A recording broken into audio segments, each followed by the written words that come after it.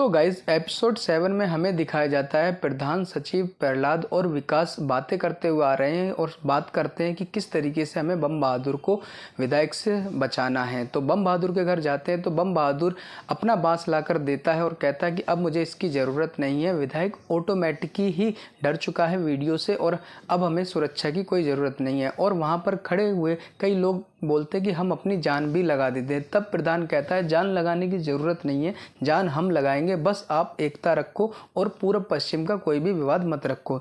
तभी वहाँ पर एक लाल गाड़ी आती है और प्रधान और सचिव और प्रहलाद विकास चौंक जाते हैं कि लाल गाड़ी किसकी है। तो देखते हैं कि गांव के मेहमान और बिटिया की गाड़ी है, जो कि हमें पहले पार्ट में दिखाया गया था कि ये एक गजब बेइज्जती वाला जो वाक्यांश हुआ था उसमें इस मेहमान की शादी हुई थी। और जब वहाँ पर आते हैं तो यहाँ पर सचिव जी का थोड़ा सा मुंह बन जाता है क्योंकि हॉट टॉक सचिव की और मेहमान जी की हुई थी। तो उसके बाद अगले सीन में हमें दिखाया जाता है विधायक की कोठी, और कोठी में दिखाए जाते हैं वो दो शार्प शूटर जिनकी लड़ाई सचिव जी से पहले भी फकोली बाजार में हुई थी।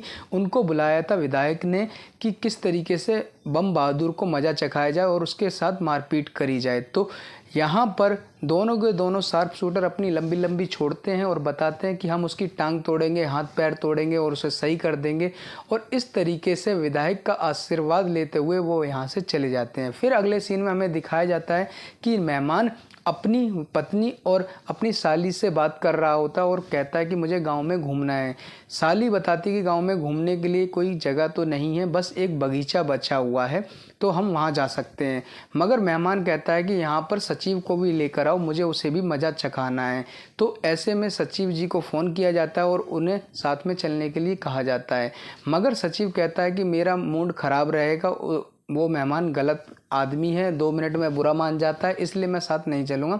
मगर कैसे भी करके सचिव को मना लिया जाता है। और अगले सीन में यहाँ पर बगीचे में सभी लोग साथ में घूम रहे होते हैं। तभी वहाँ पर वार्तालाप होती है और सचिव बताता है कि मेरी मथुरा की रिश्तेदारी है। तो यहाँ पर मेहमान कहता है कि मेरी भी मथुरा की रिश्तेदारी है।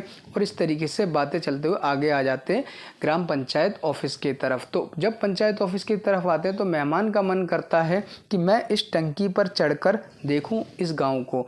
तो बड़ी अजीब सी डिमांड थी। तो सचिव का रिएक्शन थोड़ा अलग सा होता है और सभी लोग कहते हैं ये क्या करना चाहते हैं मेहमान। मगर वो कहते हैं कि मेरा मन है तो मैं टंकी पर ज़रूर चढ़ूँगा। तो ऐसे में जब मन की बात आती है और तो क्या करें, मेहमान है गांव का, इसलिए उसकी मेहमान की डिमांड पूरी करने के लिए प्रहलाद और विकास भी आ जाता है। विकास कहता है ठीक है हम डिमांड को पूरी करते हैं। और प्रहलाद जो टंकी का जो दरवाज़ा बंद किया गया था उसमें चढ़ने के लिए उसे काटने लगता है और काट कर उस दरवाजे को वहाँ से फेंक देता है।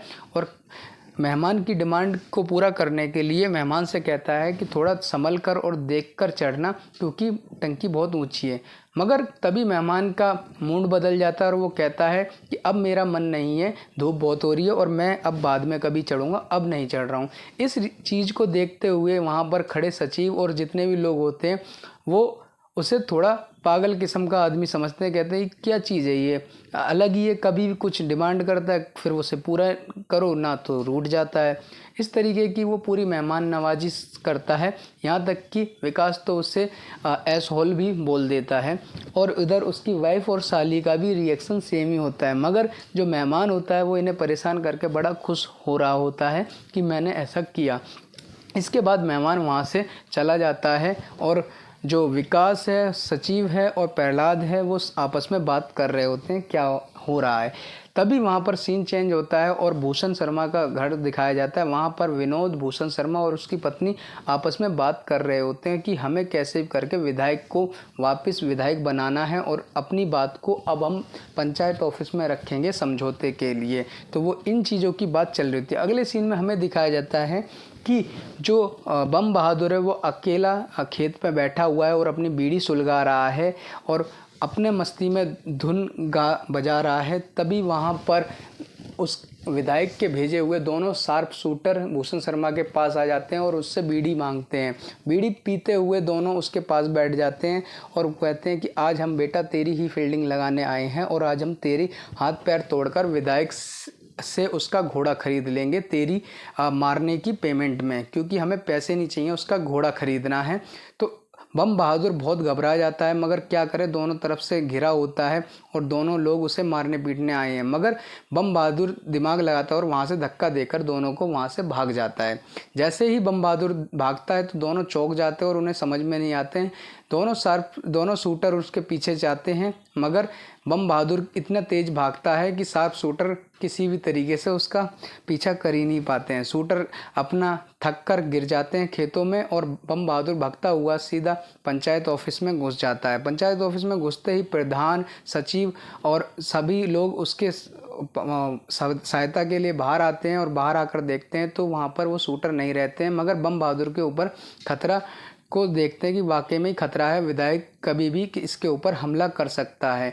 और अगले सीन में दिखाया जाता है शूटर विधायक के सामने खड़े होते हैं, बैठे होते हैं और अपनी नाकामी को देख रहे होते हैं। विधायक बहुत ही ज़्यादा गुस्सा हो जाता है कि इन्होंने लंबी लंबी तो छेड़ी थी मगर काम कुछ नहीं करा, और बताते हैं कि बम बहादुर कैसे भागा। इधर विधायक का गुस्सा भड़क जाता है तो वो अपने चेले की ही गर्दन दबाने लगता है और कहता है कि इन गधों को मेरे पास लेकर आया काम करने के लिए, इनको यहाँ से ले जा, नहीं तो मैं तेरी ही गर्दन दबा दूंगा। और इधर तीनों के तीनों बहुत ज़्यादा डांट खाते हैं विधायक से। अगले सीन में दिखाया जाता है कि भूषण शर्मा पंचायत ऑफिस में आकर विधायक से समझौते की बात करने की बात करता है, मगर यहाँ पर जितने भी लोग होते हैं, पंचायत सदस्य और ऑफिस के जितने भी लोग हैं, वो इस बात से भड़क जाते हैं और कहते हैं गांव के लोग के ऊपर हमला हुआ है, हम उसकी सहायता के लिए हमेशा तैयार हैं और विधायक से अब कोई समझौता नहीं होगा। इसके बाद प्रधान भड़क जाता है और भूषण शर्मा को बाहर जाने के लिए कहता है कि तेरी यहाँ कोई ज़रूरत नहीं है। उसके बाद भूषण शर्मा गुस्सा होकर वहाँ से चला जाता है।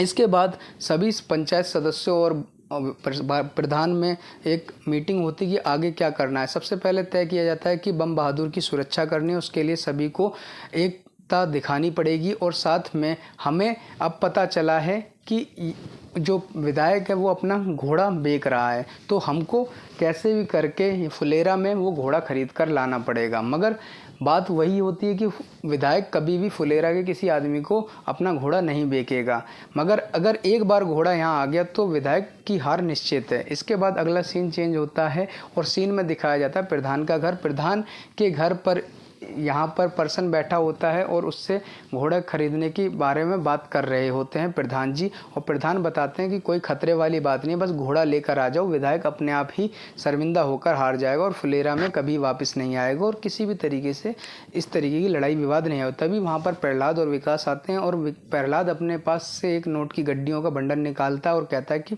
मुझे वो घोड़ा खरीदना है किसी भी कीमत पर, क्योंकि मेरा पुराना बचपन का सपना था कि मैं भी कभी घोड़ा खरीदूं। मैं कोई पैसे नहीं उड़ा रहा हूं, बस मेरे पास जो पैसा रखा है मैं उससे अपने घोड़ा खरीदने की जो इच्छा है वो पूरी करना चाहता हूं। तभी वहां पर मेहमान जी और गांव की बेटी आती है और वो कहती है कि मेहमान खरीदने जाएगा घोड़ा, क्योंकि फुलेरा के किसी आदमी को घोड़ा खरीदने नहीं देगा। और मेहमान एक नए रूप में ही आता है वहाँ पर। इसके बाद सीन चेंज होता है और लाल गाड़ी में बैठकर मेहमान, उसकी पत्नी और सचिव जी और प्रधान की बेटी रिंकी साथ में जा रहे होते हैं। तभी कहता है मेहमान की मुझे दिक्कत हो रही है, मेरी वाइफ को मेरी बगल वाली सीट पर बिठाओ और सचिव जी आप पीछे जाकर बैठो। तो इस तरीके की डिमांड सुनकर फिर जो सचिव है फिर चौंक जाता है, मगर वो मन ही मन खुश होता है। क्यों? क्योंकि उसकी भी इच्छा पूरी होती है। इसके बाद सचिव उतरकर पीछे की सीट पर चला जाता है और रिंकी के बगल में जाकर बैठ जाता है और मेहमान की पत्नी को आगे की सीट पे पहुंचा देता है। इसके बाद एक म्यूज़िक स्टार्ट होता है और हल्का हल्का गाना चलता है और गाना चलने के साथ साथ दोनों मन ही मन खुश हो रहे होते हैं, रिंकी और सचिव जी, क्योंकि एक दूसरे को प्यार करते हैं मगर बता नहीं पा रहे हैं इस वाले पार्ट में भी। तो 7वां एपिसोड इस तरीके से चलता हुआ आगे म्यूज़िक के साथ आगे चलता रहता है और धीमे धीमे म्यूज़िक के साथ ये 7वां एपिसोड विधायक की कोठी की तरफ चलता हुआ ख़त्म हो जाता है।